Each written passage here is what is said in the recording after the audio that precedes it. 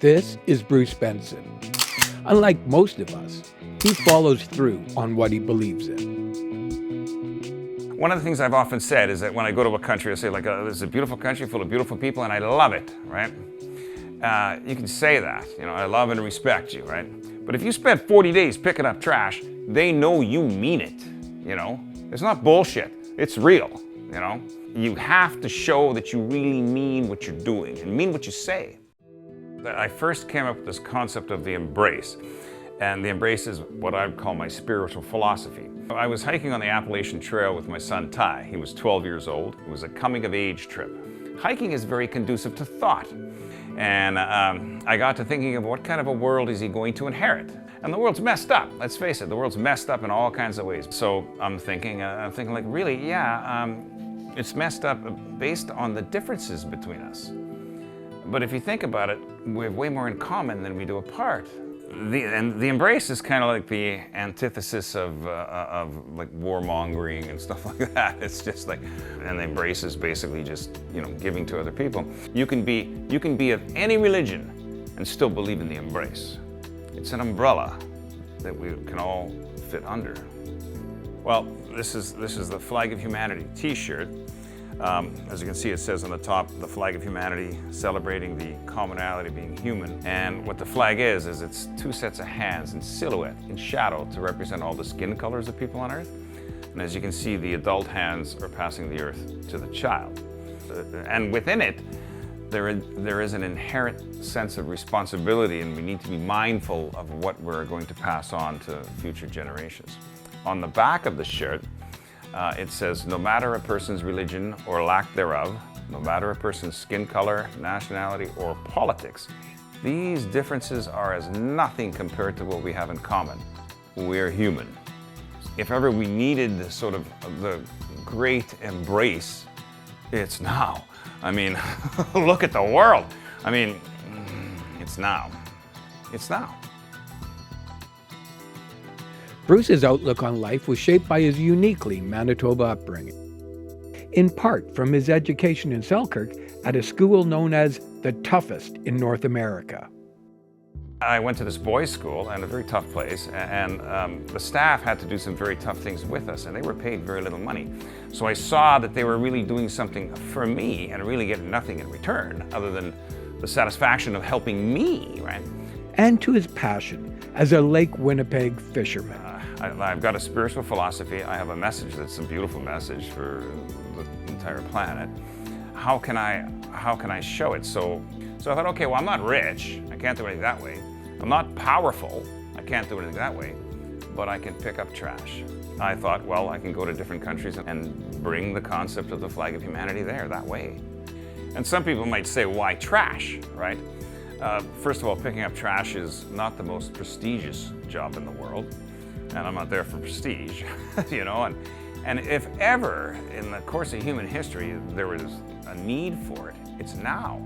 Not just me picking up trash on the streets, but us cleaning up the planet. So it's very symbolic. That's why trash. And I was told that people were going to laugh at me, but they didn't. And then eventually I went to Egypt, to the pyramids of Giza, and spent 40 days there picking up trash. And I got a story I can tell you about that. But I think people can recognize, what's this guy doing? Well, he's picking up trash. I'm not asking for anything. I'm just, I guess, showing what I call the embrace. When I choose a place to go to, I want it to be culturally important to the average person there. Not the government, not the tourism agency, but to the people that live there, right? So Egypt was a natural, the pyramids, right? It took me a long time to find a place in China that somebody could tell me was spiritually important to, culturally important to the average Chinese person. I found it with Chufu, hometown of Confucius. 5 million Chinese people a year go to Chufu. And then Jerusalem, well, that's another easy one, right? It's the three Abrahamic faiths, right? And so next I want to go to India, to the Golden Temple. I've been asking for 2 years, I've been asking every Indian person I meet, whether it be a cab driver, somebody in front of me in line at a store, if they've heard of the Golden Temple. Without exception, everyone has heard of it. And with one exception, they had all been there. So here's the thing. When you go to these places, you've never been there before, doing something that it's quite possible no one has done it there before, right? You never know what to anticipate. But what I think will happen is that, like the other places, they will embrace me. You know, after a time. Might take me 20 days, might take me 30 days before anybody even notices I'm there, and that's okay. And even if I'm there for 40 days and I come back and nobody even sees me, that's okay too.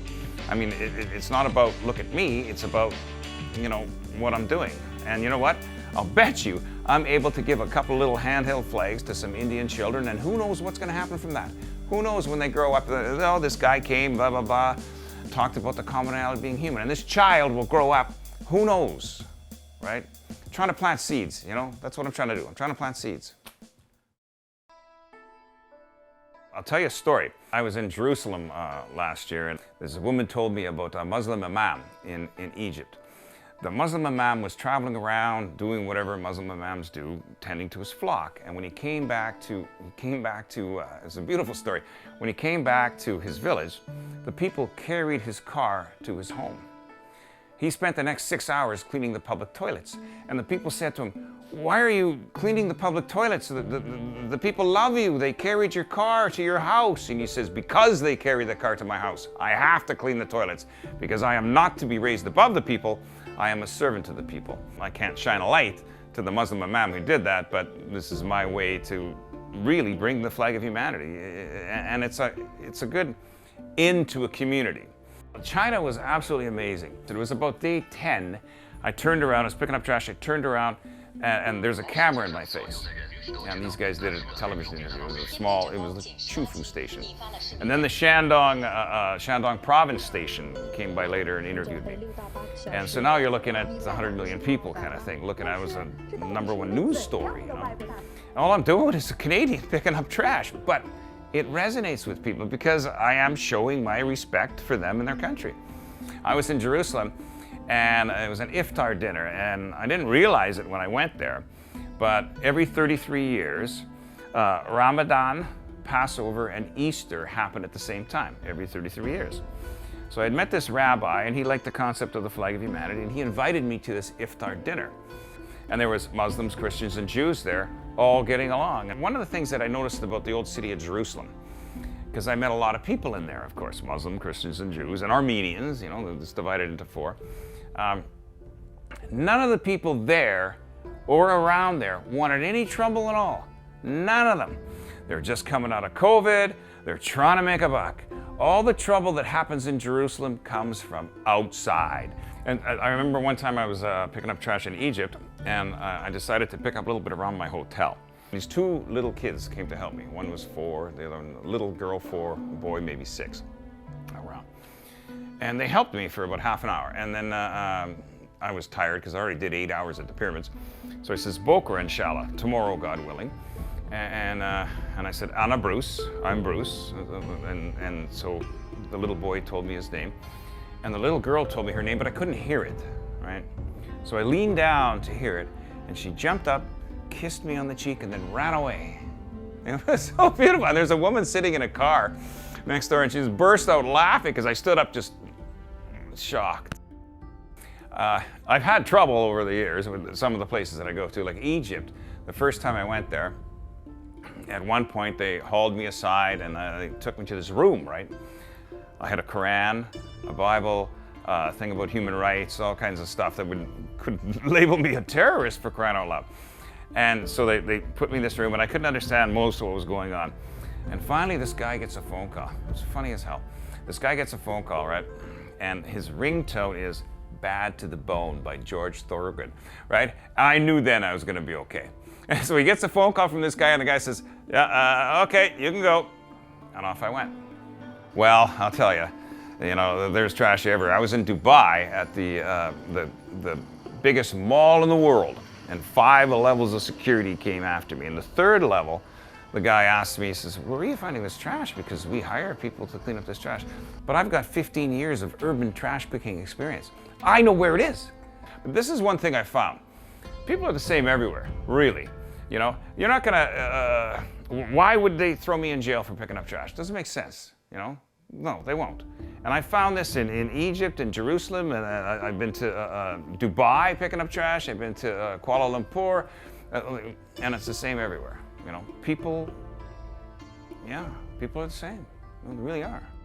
One of the most amazing things that happened is 3 weeks after I left China, they had a parade in Chufu. You don't have parades in China unless it's military or government, right?